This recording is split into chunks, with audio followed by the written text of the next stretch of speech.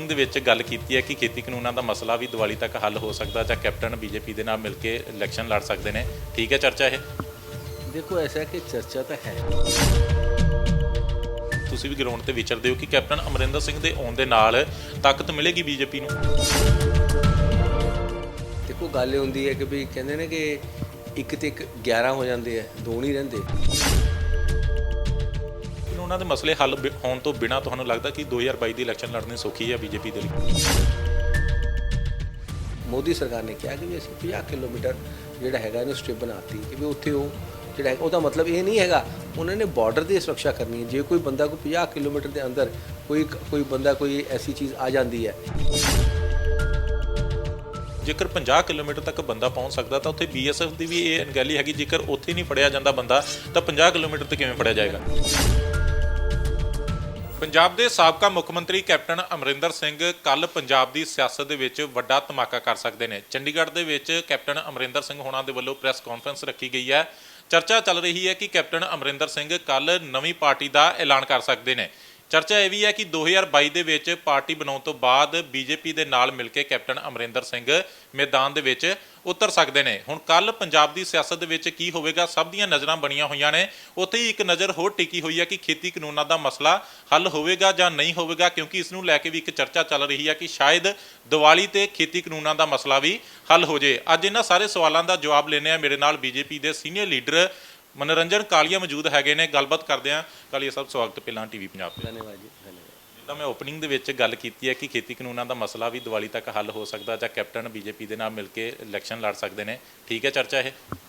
ਦੇਖੋ ਐਸਾ ਹੈ ਕਿ ਚਰਚਾ ਤਾਂ ਹੈ, ਹੁਣ ਰਿਐਲਿਟੀ ਕੀ ਬਣਦੀ ਹੈ, ਰਿਅਲਾਈਜ਼ ਕੀ ਹੁੰਦਾ ਇਹ ਸਮੇਂ ਦੱਸੇਗਾ।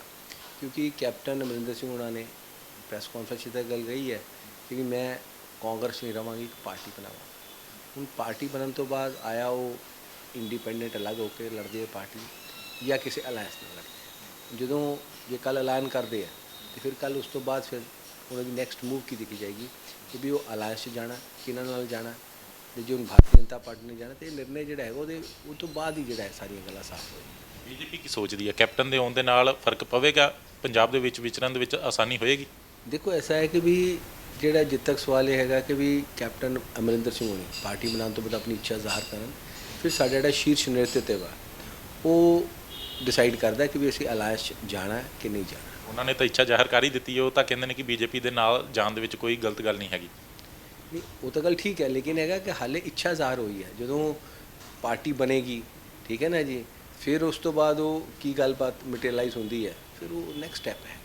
ਠੀਕ ਹੈ, ਇਹ ਤਾਂ ਵੱਡੇ ਲੈਵਲ ਦੀਆਂ ਗੱਲਾਂ ਹੋਣਗੀਆਂ ਕਿ ਵੱਡੇ ਲੀਡਰ ਡਿਸਾਈਡ ਕਰਨਗੇ। ਪਰ ਤੁਸੀਂ ਇੱਥੇ ਪਰਸਨਲੀ ਕੀ ਸੋਚਦੇ ਹੋ, ਕਿਉਂਕਿ ਤੁਸੀਂ ਵੀ ਗਰਾਊਂਡ ਤੇ ਵਿਚਰਦੇ ਹੋ, ਕਿ ਕੈਪਟਨ ਅਮਰਿੰਦਰ ਸਿੰਘ ਦੇ ਆਉਣ ਦੇ ਨਾਲ ਤਾਕਤ ਮਿਲੇਗੀ ਬੀਜੇਪੀ ਨੂੰ?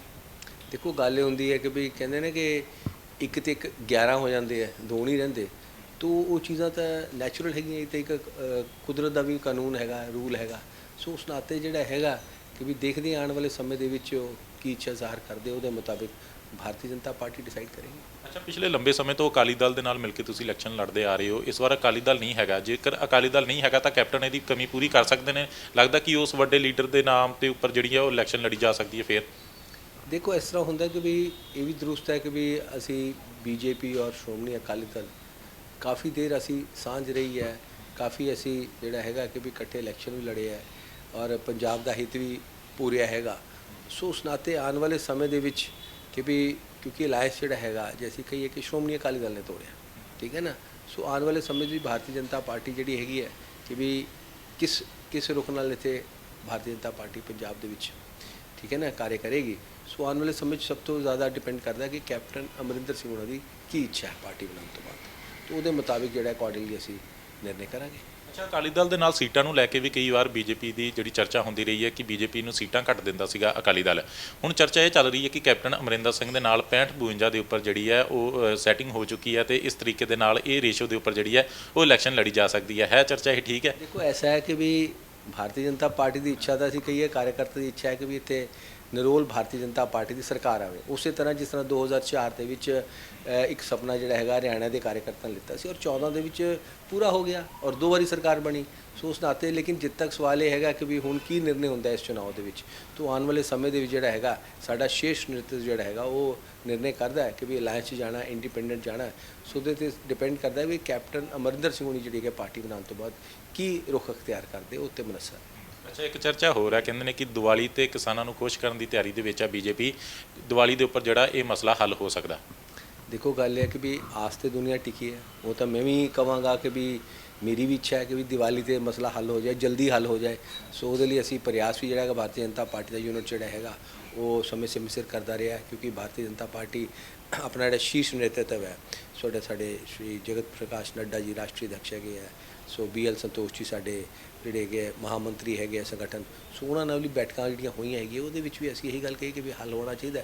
ਸੋ ਜੇ ਹੱਲ ਹੋ ਜਾਏ ਤੇ ਕੇਂਦਰ ਸਰਕਾਰ ਵੀ ਚਿੰਤਿਤ ਹੈ, ਇਸ ਲਈ ਹੱਲ ਹੋ ਜਾਏ ਤੇ ਇਸ ਤੋਂ ਚੰਗੀ ਗੱਲ ਕੋਈ ਨਹੀਂ ਪੰਜਾਬ ਲਈ ਕਿ ਵੀ ਦੀਵਾਲੀ ਵਾਲੇ ਦਿਨ ਹੱਲ ਹੋਵੇ। ਖੇਤੀ ਕਾਨੂੰਨਾਂ ਦੇ ਮਸਲੇ ਹੱਲ ਹੋਣ ਤੋਂ ਬਿਨਾਂ ਤੁਹਾਨੂੰ ਲੱਗਦਾ ਕਿ 2022 ਦੀ ਇਲੈਕਸ਼ਨ ਲੜਨੀ ਸੌਖੀ ਹੈ ਬੀਜੇਪੀ ਦੇ ਲਈ? ਦੇਖੋ ਐਸਾ ਹੈ ਕਿ ਵੀ ਇਹ ਸਾਰੀਆਂ ਚੀਜ਼ਾਂ ਡਿਪੈਂਡ ਕਰਦਾ, ਕਿਉਂਕਿ ਬਹੁਤ ਚੀਜ਼ਾਂ ਜਿਹੜੀਆਂ ਨੇ ਸਮੇਂ ਦੀ ਕੋਖ 'ਚ ਵੀ ਛੁਪੀਆਂ ਹੁੰਦੀਆਂ। ਸੋ ਆਇਆ ਇਹ ਹੱਲ ਹੋ ਜਾਏ, ਮੈਂ ਤਾਂ ਇਸ ਗੱਲ ਦਾ ਹਾਮੀ ਹਾਂ ਹੱਲ ਹੋਵੇ।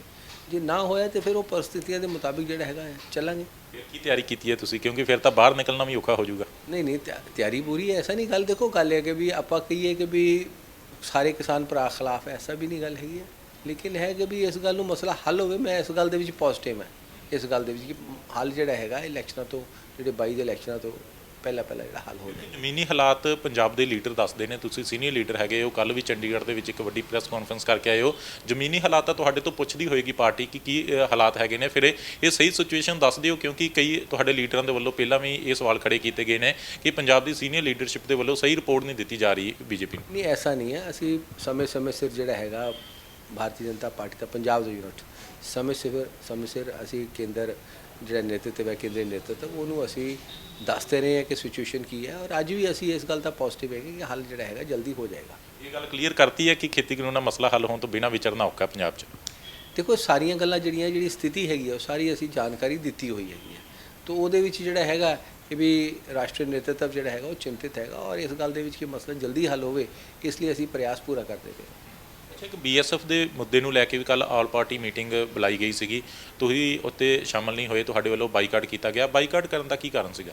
ਦੇਖੋ ਗੱਲ ਇਹ ਹੈ ਕਿ ਜਦ ਤੱਕ BSF ਦਾ ਜਿਹੜਾ ਹੈਗਾ ਏਰੀਆ ਆਫ ਆਪਰੇਸ਼ਨ बढ़ाया 15 ਕਿਲੋਮੀਟਰ ਸੀ ਪਹਿਲਾਂ, ਹੁਣ ਜਿਹੜਾ ਹੈਗਾ 50 ਕਿਲੋਮੀਟਰ ਕਰਤਾ। ਇਹ ਅਲੋਂਗ ਦੀ ਬਾਰਡਰ ਸਾਰੀਆਂ ਸਟੇਟਾਂ ਜਿਹੜੀਆਂ ਕਿ ਪ੍ਰਦੇਸ਼ ਜਿੰਨੇ ਵੀ ਹੈਗੇ ਭਾਰਤ ਦੇ ਉਹ ਬਾਰਡਰ ਦੇ ਨਾਲ ਲੱਗਦੇ ਆ, ਉਹਦੇ 'ਤੇ ਲਾਗੂ ਕੀਤਾ ਗਿਆ। ਹੁਣ ਸਵਾਲ ਇਹਦਾ ਇਤਿਹਾਸ ਕੀ ਹੈ ਕਿ ਜਦੋਂ ਤੁਸੀਂ ਦੇਖੋ ਦੇਸ਼ ਆਜ਼ਾਦ ਹੋਇਆ, ਨੈਚੁਰਲ ਬਾਰਡਰ ਸੀਗਾ, ਚਾਈਨਾ ਨਾਲ ਲੱਗਾ, ਹਿਮਾਲਿਆ ਲੱਗਦਾ, ਨੈਚੁਰਲ ਬਾਰਡਰ, ਠੀਕ ਹੈ ਨਾ।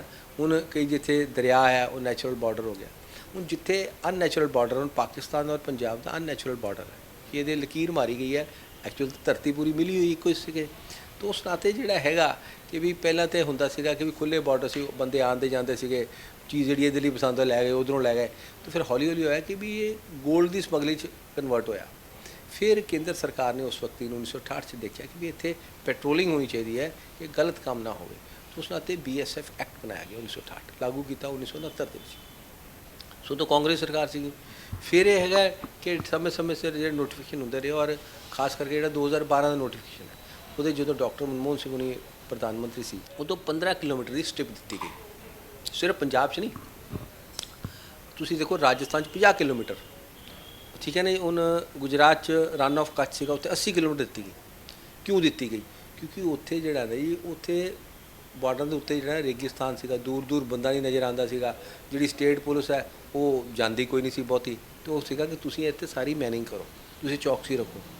ਫਿਰ ਹੋਇਆ ਕਿ ਐਡਵਾਂਸਮੈਂਟ ਆਫ ਟੈਕਨੋਲੋਜੀ ਕਹਿ ਲਓ। ਹੁਣ ਪੰਜਾਬ ਦੇ ਵਿੱਚ ਸੀਗਾ ਕਿ ਵੀ ਆਤੰਕਵਾਦ ਸੀਗਾ। ਹੁਣ ਜਦੋਂ ਆਤੰਕਵਾਦ ਆਇਆ ਉਦੋਂ ਇਹ ਜ਼ਰੂਰਤ ਹੋਈ ਕਿ ਵੀ ਤੁਸੀਂ ਇੱਥੇ ਨਾ ਬਾਰਬਡ ਵਾਇਰਸ ਲਗਾਓ, ਕਿ ਵੀ ਫੈਂਸਿੰਗ ਕਰ ਦਿਓ। ਉਦੋਂ ਫੈਂਸਿੰਗ ਵੀ ਕੀਤੀ ਹੈਗੀ ਹੈ। ਸੋ ਇਸ ਗੱਲ ਦਾ ਕਿ ਵੀ ਹੁਣ ਹੋਇਆ ਕਿ ਵੀ ਇਹ ਜਿਹੜਾ 15 ਕਿਲੋਮੀਟਰ ਸੀਗਾ ਇਹਦੇ 'ਚ ਇਹ ਹੁੰਦਾ ਸੀਗਾ ਕਿ ਵੀ ਅਸੀਂ ਟੈਕਨੋਲੋਜੀ ਜਿਹੜੀ ਹੈਗੀ ਹੈ, ਹੁਣ ਜਿੱਦਾਂ ਕੰਟਰੀਜ਼ ਦੀ ਟੈਕਨੋਲੋਜੀ ਵੱਧ ਹੈ ਹਥਿਆਰਾਂ ਦੀ ਕਰਦੇ, ਉੱਦਾਂ ਹੀ ਜਿਹੜਾ ਜਿਹਨੇ ਸ਼ਰਾਰਤ ਕਰਨੀ ਉਹਨੇ 4 ਕਦਮ ਅੱਗੇ ਚੱਲਣਾ। ਤਾਂ ਉਹਨਾਂ ਨੇ ਹੁਣ ਅੱਜ ਕੱਲ੍ਹ ਡਰੋਨਸ ਯੂਜ਼ ਕਰਤੇ ਜਿਹਦੇ ਵਿੱਚ ਹੀਰੋਇਨ ਵੀ ਆਉਂਦੀ ਹੈ, ਪਿਸਟਲ ਵੀ ਆਉਂਦੀ ਹੈ। ਸੋ ਹੀਰੋਇਨ ਜਿਹੜੀ ਹੈਗੀ ਇੱਥੋਂ ਟਰਾਂਸਪੋਰਟ ਹੋ ਕੇ ਉਹ ਜਿਹੜੀ ਹੈਗੀ ਹੈ ਦੂਸਰੇ ਪ੍ਰਦੇਸ਼ਾਂ ਚਲੀ ਜਾਂਦੀ ਹੈ। ਜਿਹੜੀ ਇਹ ਪਿਸਟਲ ਹੈਗੀ ਉਹ ਇੱਥੇ ਲਾਅ ਐਂਡ ਆਰਡਰ ਜਿਹੜਾ ਹੈਗਾ ਉਹ ਖਰਾਬ ਕਰਨ ਦੀ ਲੱਗਾ। ਤਾਂ ਉਸ ਨਾਤੇ ਜਿਹੜਾ ਹੈਗਾ ਇਹਨਾਂ ਨੇ ਮੋਦੀ ਸਰਕਾਰ ਨੇ ਕਿਹਾ ਕਿ ਵੀ ਅਸੀਂ 50 ਕਿਲੋਮੀਟਰ ਜਿਹੜਾ ਹੈਗਾ ਇਹਨੂੰ ਸਟ੍ਰਿਪ ਬਣਾਤੀ ਕਿ ਵੀ ਉੱਥੇ ਉਹ ਜਿਹੜਾ ਹੈ ਉਹਦਾ ਮਤਲਬ ਇਹ ਨਹੀਂ ਹੈਗਾ ਉਹਨਾਂ ਨੇ ਬਾਰਡਰ ਦੀ ਸੁਰੱਖਿਆ ਕਰਨੀ ਹੈ। ਜੇ ਕੋਈ ਬੰਦਾ ਕੋਈ 50 ਕਿਲੋਮੀਟਰ ਦੇ ਅੰਦਰ ਕੋਈ ਬੰਦਾ ਕੋਈ ਐਸੀ ਚੀਜ਼ ਆ ਜਾਂਦੀ ਹੈ ਜਿਹੜੀ ਕਿ ਸਵਾਲ ਇਹ ਵੀ ਹੈ, ਇੱਕ ਮਿੰਟ ਮਾਫ ਕਰਨਾ ਤੁਹਾਨੂੰ ਮੈਂ ਟੋਕ ਰਿਹਾ ਇੱਕ ਗੱਲ ਤੋਂ, ਜੇਕਰ 50 ਕਿਲੋਮੀਟਰ ਤੱਕ ਬੰਦਾ ਪਹੁੰਚ ਸਕਦਾ ਤਾਂ ਉੱਥੇ BSF ਦੀ ਵੀ ਇਹ ਅਣਗਹਿਲੀ ਹੈਗੀ, ਜੇਕਰ ਉੱਥੇ ਨਹੀਂ ਫੜਿਆ ਜਾਂਦਾ ਬੰਦਾ ਤਾਂ 50 ਕਿਲੋਮੀਟਰ ਤੇ ਕਿਵੇਂ ਫੜਿਆ ਜਾਏਗਾ? ਉਹੀ ਦੱਸਦਾ ਕਿ ਗੱਲ ਇਹ ਹੈ ਜਿਹੜੀ ਉਹਨਾਂ ਨੇ ਮੈਨਿੰਗ ਕਰਨੀ ਹੈ, ਪੈਟਰੋਲਿੰਗ ਕਰਨੀ ਹੈ, ਉਹ ਅਲੋਂਗ ਦੀ ਬਾਰਡਰ ਕਰਨੀ। ਇਹ ਨਹੀਂ ਹੈਗਾ ਕਿ 15 ਕਿਲੋਮੀਟਰ 'ਚ ਹੀ ਪੂਰਾ ਬੰਦਾ ਆ ਜਾਣਾ। ਉਹ ਇੱਕ ਕਾਨੂੰਨ ਦੇ ਕਾਰਨ ਵੀ ਨਾ ਕਿ ਕਾਰਨ ਹੈਗਾ ਅੱਗੇ ਪਹਿਲਾਂ ਸਟ੍ਰਿਪ ਨਹੀਂ ਹੁੰਦੀ ਸੀ ਤੇ ਉਦੋਂ ਬੰਦਾ ਫੜ ਲਿਆ ਬਾਰਡਰ ਸਿਕਿਉਰਿਟੀ ਫੋਰਸ ਉਹ ਜਿਹੜਾ ਹੈਗਾ ਕਾਨੂੰਨੀ ਤੌਰ ਤੇ ਛੁੱਟ ਜਾਂਦਾ ਸੀ। ਕਹਿੰਦੇ ਕਿ ਇਹਨਾਂ ਨੂੰ ਅਖਤਿਆਰ ਕੀ ਹੈ, ਜੁਰਿਸਡਿਕਸ਼ਨ 'ਚ ਨਹੀਂ ਆਉਂਦੇ। ਸੋ ਇਸ ਲਈ ਉਹਨਾਂ ਨੂੰ ਥੋੜ੍ਹਾ ਜਿਹਾ ਕਿ 15 ਕਿਲੋਮੀਟਰ ਜਿਹੜਾ ਹੈਗਾ ਕਿ ਵੀ ਉਹਨਾਂ ਨੂੰ ਘੱਟ ਲੱਗਾ ਕਿ ਵੀ ਅਸੀਂ 50 ਕਿਲੋਮੀਟਰ ਕਰਦੇ। ਹੁਣ 50 ਕਿਲੋਮੀਟਰ ਦਾ ਮਤਲਬ ਕੀ ਹੈ?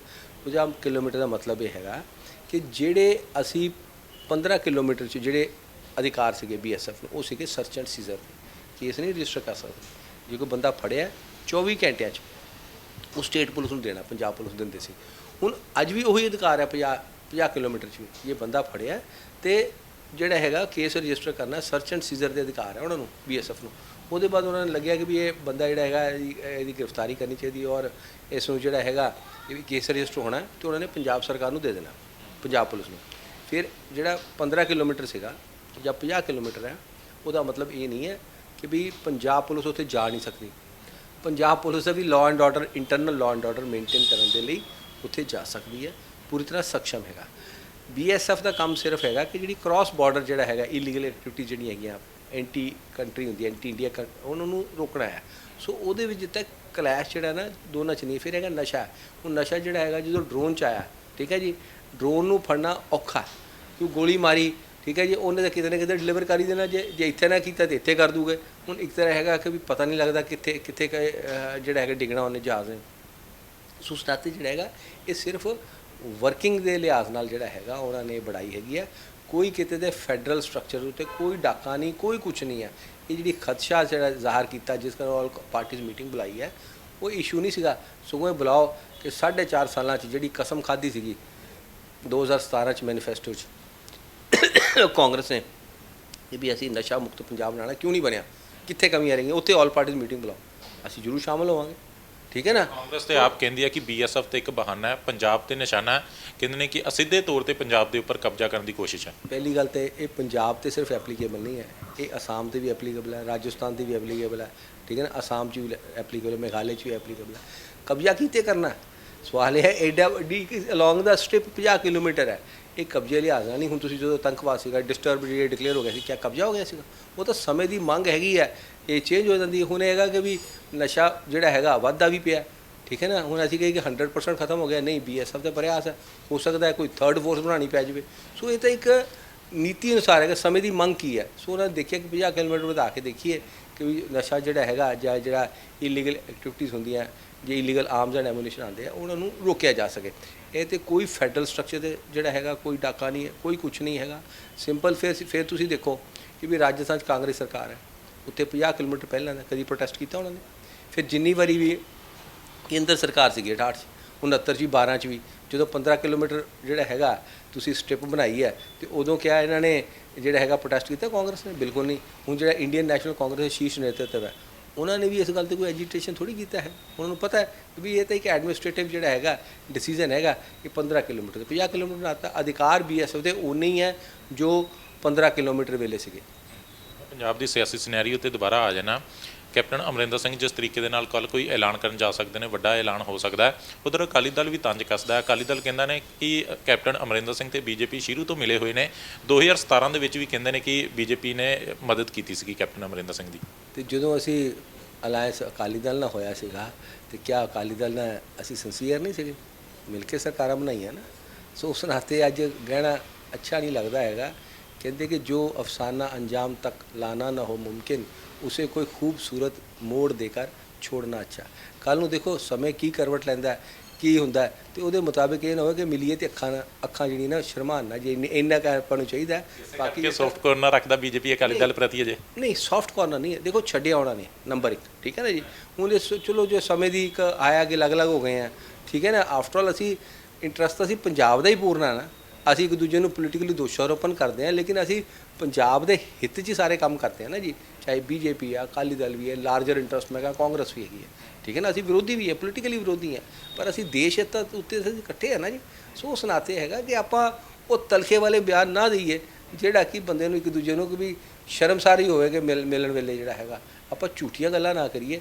ਬਾਕੀ ਜਿੱਦ ਤੱਕ ਹੈਗਾ ਕਿ ਕੈਪਟਨ ਅਮਰਿੰਦਰ ਸਿੰਘ ਹੁਣੀ ਪਾਰਟੀ ਬਣਾ ਕੇ ਕੀ ਚਾਹਣਗੇ, ਕੀ ਮਨਸ਼ਾ ਕਰਦੇ, ਉਹਦੇ ਬਾਅਦ ਹੀ ਭਾਰਤੀ ਜਨਤਾ ਪਾਰਟੀ ਦਾ ਸ਼ੀਰਸ਼ ਨੇਤਰ ਜਿਹੜਾ ਹੈਗਾ ਉਹ ਨਿਰਣੇ ਲਏਗਾ। ਵੈਸੇ ਅਕਾਲੀ ਦਲ ਤਾਂ ਕਹਿੰਦਾ ਕਿ ਦੁਬਾਰਾ ਜਿਹੜਾ ਬੀਜੇਪੀ ਦੇ ਨਾਲ ਅਲਾਈਅੰਸ ਨਹੀਂ ਹੋਏਗਾ। ਇਨ ਫਿਊਚਰ ਜੇਕਰ ਕੋਈ ਇਹੋ ਜਿਹਾ ਸਿਆਸੀ ਸਿਨੈਰੀਓ ਬਣ ਜਾਂਦਾ ਤਾਂ ਬੀਜੇਪੀ ਪਹਿਲ ਕਦਮੀ ਕਰ ਸਕਦੀ ਜੇਕਰ ਅਕਾਲੀ ਦਲ ਦੀ ਲੋੜ ਪੈਂਦੀ। ਦੇਖੋ ਮੈਂ ਇਸ ਗੱਲ ਦੇ ਵਿੱਚ ਮੈਂ ਕਹਾਂ ਕਿ ਇਹ ਗੱਲਾਂ ਜਿਹੜੀਆਂ ਜੋ ਫਿਊਚਰ ਦੇ ਕੁੱਖ ਵਿੱਚ ਹੈਗੀਆਂ ਉਹਨਾਂ ਨੂੰ ਅਸੀਂ ਪ੍ਰੈਡਿਕਟ ਨਾ ਕਰੀਏ, ਠੀਕ ਹੈ ਨਾ ਜੀ। ਇਹ ਗੱਲਾਂ ਅਸੀਂ ਕਹੀਏ ਕਿ ਜਦੋਂ 84 ਹੋਇਆ, ਠੀਕ ਹੈ ਜੀ, ਫਿਰ ਤੁਸੀਂ ਦੇਖੋ ਕਿ ਵੀ 80 ਤੋਂ ਬਾਅਦ ਅਲੱਗ ਹੋਏ, ਕੋਈ ਸੋਚ ਸਕਦਾ ਸੀਗਾ ਅੱਗੇ ਜਾ ਕੇ ਮਿਲ ਜਾਵਾਂਗੇ। ਸੋ ਇਸ ਲਈ ਆਪਾਂ ਇਹ ਗੱਲਾਂ ਜਿਹੜੀਆਂ ਨਾ ਇਹ ਕਰਨੀਆਂ ਨਹੀਂ ਚਾਹੀਦੀਆਂ, ਮੈਂ ਤਾਂ ਕਹਿੰਦਾ ਬਿਲਕੁਲ ਨਹੀਂ ਕਰਨੀਆਂ ਚਾਹੀਦੀਆਂ। ਤੁਸੀਂ ਪ੍ਰੈਜ਼ੈਂਟ ਦੀ ਗੱਲ ਕਰੋ, ਤੁਸੀਂ ਅਲੱਗ ਚੱਲੇ, ਅਲੱਗ ਤੁਸੀਂ ਚੱਲੋ, ਭਾਰਤੀ ਜਨਤਾ ਪਾਰਟੀ ਲੱਗ ਜਾ ਰਹੀ ਹੈ। ਮੈਨੂੰ ਲੱਗਦਾ ਜਿੱਦਾਂ ਤੁਸੀਂ ਅੱਜ ਅਸਿੱਧੇ ਤਰੀਕੇ ਨਾਲ ਜਵਾਬ ਦਿੱਤੇ ਨੇ, ਲੋਕ ਜ਼ਰੂਰ ਪ੍ਰੈਡਿਕਟ ਕਰਨਗੇ ਅੱਜ ਤੁਹਾਡੀਆਂ ਗੱਲਾਂ ਨੂੰ। ਚਲੋ ਕੋਈ ਨਹੀਂ, ਉਹਨਾਂ ਦਾ ਇਖਤਿਆਰ ਹੈ। ਧੰਨਵਾਦ ਗੱਲਬਾਤ ਕਰਨ ਦੇ ਲਈ। ਸੋ ਇਹ ਬੀਜੇਪੀ ਦੇ ਸੀਨੀਅਰ ਲੀਡਰ ਨੇ ਮਨੋਰੰਜਨ ਕਾਲੀਆ, ਜਿਨ੍ਹਾਂ ਦੇ ਵੱਲੋਂ ਗੱਲਬਾਤ ਕੀਤੀ ਗਈ ਹੈ। ਹਾਲਾਂਕਿ ਸਿੱਧੇ ਤੌਰ ਤੇ ਕੋਈ ਵੀ ਸਾਫ਼ ਨਹੀਂ ਕੀਤਾ ਗਿਆ ਕਿ ਕੈਪਟਨ ਅਮਰਿੰਦਰ ਸਿੰਘ ਬੀਜੇਪੀ ਦੇ ਵਿੱਚ ਸ਼ਾਮਲ ਹੋ ਸਕਦੇ ਨੇ ਜਾਂ ਨਹੀਂ, ਉਹਨਾਂ ਦੇ ਨਾਲ ਅਲਾਈਅੰਸ ਕਰ ਸਕਦੇ ਨੇ ਜਾਂ ਨਹੀਂ। ਹਾਲਾਂਕਿ ਖੇਤੀ ਕਾਨੂੰਨਾਂ ਦੇ ਮਸਲੇ ਨੂੰ ਲੈ ਕੇ ਚਰਚਾ ਬਹੁਤ ਹੈ, ਪਰ ਇਹਨਾਂ ਦੇ ਵੱਲੋਂ ਕਿਹਾ ਗਿਆ ਕਿ ਇਹ ਬੀਜੇਪੀ ਦੀ ਲੀਡਰਸ਼ਿਪ ਵੀ ਜਿਹੜੀ ਇਹੀ ਚਾਹੁੰਦੀ ਹੈ ਕਿ ਇਹ ਮਸਲਾ ਜਿਹੜਾ ਜਲਦੀ ਹੱਲ ਹੋਣਾ ਚਾਹੀਦਾ ਹੈ। ਇਹ ਹੁਣ ਆਉਣ ਵਾਲਾ ਸਮਾਂ ਦੱਸੇਗਾ, ਪਰ ਗੱਲਾਂ ਦੇ ਵਿੱਚੋਂ ਜਿਹੜਾ ਉਹ ਕਈ ਚੀਜ਼ਾਂ ਸਾਫ਼ ਹੁੰਦੀਆਂ ਨੇ। ਇਹ ਲੋਕ ਬਹੁਤ ਸਿਆਣੇ ਨੇ ਅੱਜ ਕੱਲ੍ਹ, ਆਪ ਹੀ ਜਿਹੜਾ ਉਹ ਕਈ ਤਰੀਕੇ ਦੇ ਅਨੁਮਾਨ ਲੱਗਣੇ ਸ਼ੁਰੂ ਹੋ ਜਾਣਗੇ ਤੇ ਆਉਣ ਵਾਲੇ ਦਿਨਾਂ ਦੇ ਵਿੱਚ ਇਹ ਮਸਲਾ ਹੱਲ ਹੁੰਦਾ ਜਾਂ ਨਹੀਂ, ਇਹ ਆਉਣ ਵਾਲਾ ਸਮਾਂ ਦੱਸੇਗਾ। ਕੈਮਰਾਮੈਨ ਸਾਗਰ ਦੇ ਨਾਲ ਮਨਪ੍ਰੀਤ ਸਿੰਘ ਕਾਲੋਂ, ਟੀਵੀ ਪੰਜਾਬ, ਜਲੰਧਰ। ਸਤਿ ਸ਼੍ਰੀ ਅਕਾਲ ਜੀ, ਮੈਂ ਨਿਰਮਲ ਮਾਨ ਊੜਾ ਟੈਟ ਸੈਟਲਮੈਂਟ ਤੋਂ। ਇਹ ਤੁਸੀਂ ਵੀਡੀਓ ਦੇਖ ਰਹੇ ਸੀ ਟੀਵੀ ਪੰਜਾਬ ਦੇ ਉੱਤੇ। ਇਹੋ ਜਿਹੇ ਹੋਰ ਜਾਣਕਾਰੀ ਭਰਪੂਰ ਵੀਡੀਓ ਦੇਖਣ ਵਾਸਤੇ ਟੀਵੀ ਪੰਜਾਬ ਦੇ ਚੈਨਲ ਨੂੰ ਸਬਸਕ੍ਰਾਈਬ ਕਰੋ ਤੇ ਨਾਲ ਹੇਠ ਦਿੱਤੇ ਹੋਏ ਬੈਲ ਆਈਕਨ ਦੇ ਬਟਨ ਦਬਾਓ। ਸਤਿ ਸ਼੍ਰੀ ਅਕਾਲ।